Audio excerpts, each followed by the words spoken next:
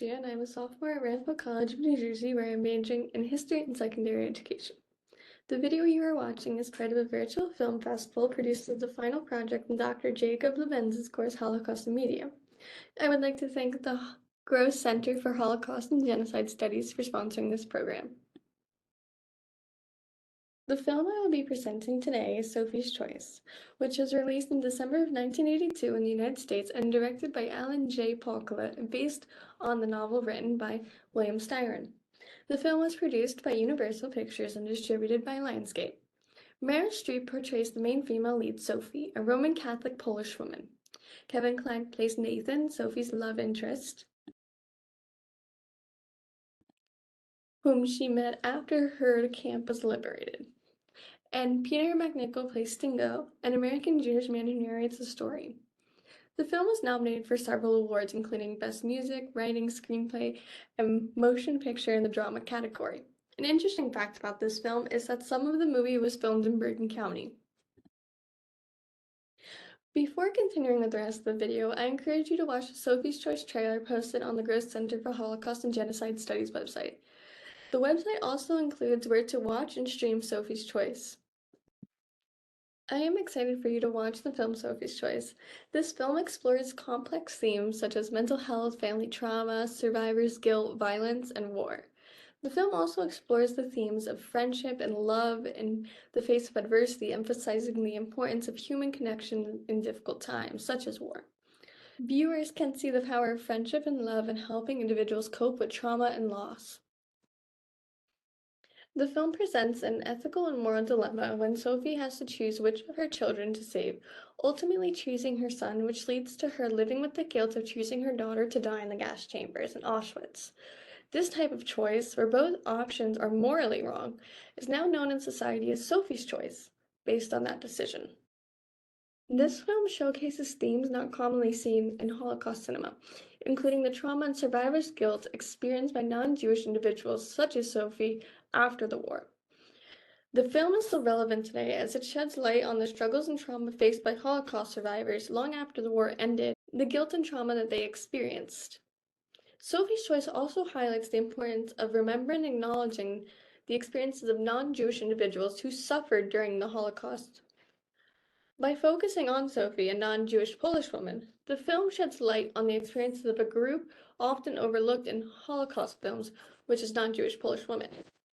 The film opened my eyes to the different perspectives that citizens like Sophie and Nathan faced during the war in Poland, because each of them had different experiences based on their location.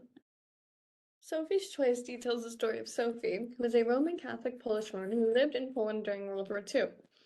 In 1947, Stingo, the narrator, moved to New York to become a writer, where he ends up living in the same boarding home that Sophie and Nathan lived in. Nathan is abusive towards Sophie. However, since Sophie met Nathan a year and a half after her camp was liberated and helped her get treatment for her medical issues from Auschwitz, she stays with him out of guilt. Sophie, Stingo, and Nathan all become friends, and Sophie begins telling Stingo all about her life during and in the war. Sophie tells different stories about her life in Poland and keeps changing her story about what happened to her family in Poland in the war. As Nathan becomes more abusive towards Sophie, Sophie finally breaks down and tells Stingo the truth about her life in the war. During one of Nathan's abusive manic episodes, Sophie breaks down to Stingo and tells him about the difficult choice she had to make in Auschwitz. Her choice involved which children to save and how guilty she feels about being still alive with both her children dead. Since she was Polish, she got the choice from the officers of which child to save and which child to send off to the crematorium. She saved her son, and her daughter died in the crematorium. But her boy also died in the camp due to sickness, leaving Sophie a childless mother.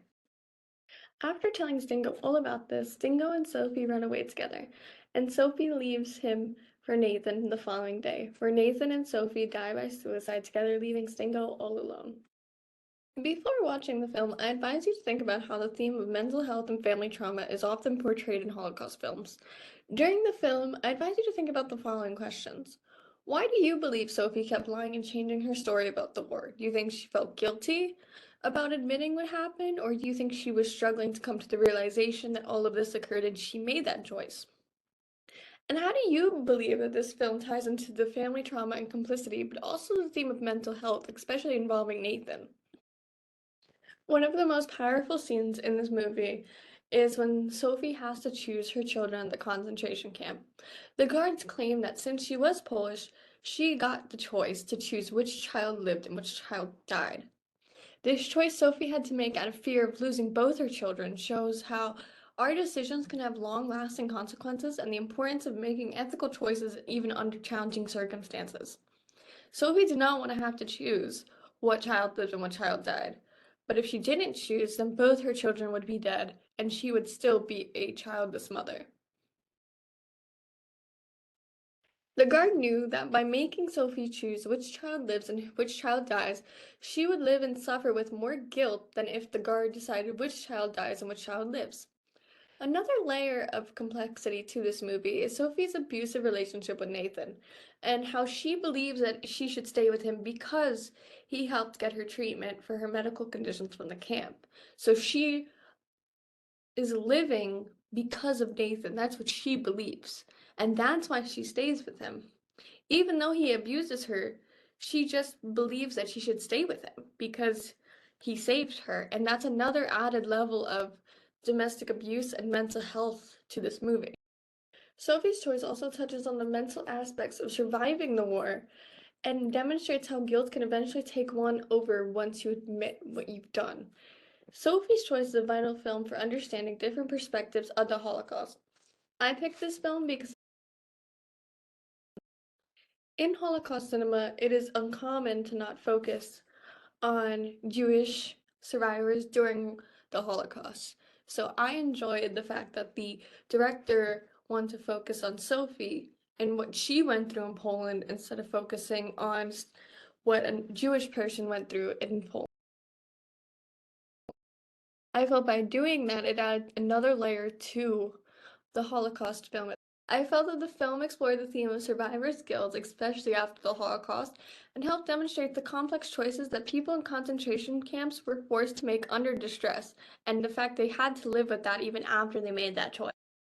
I encourage viewers to reflect on the lasting impact of trauma and guilt, such as the case of Sophie, and remember the importance of acknowledging all victims of the Holocaust and the power of human connection, especially in difficult times.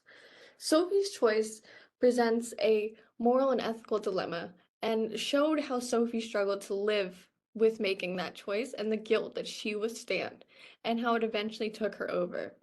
And I think that's very important to understand and acknowledge, especially while watching Holocaust films and seeing the difficult choices that these people had to make. Thank you once again to the Gross Center for Holocaust and Genocide Studies for sponsoring this program, and Dr. Lebenz for showcasing this film in class.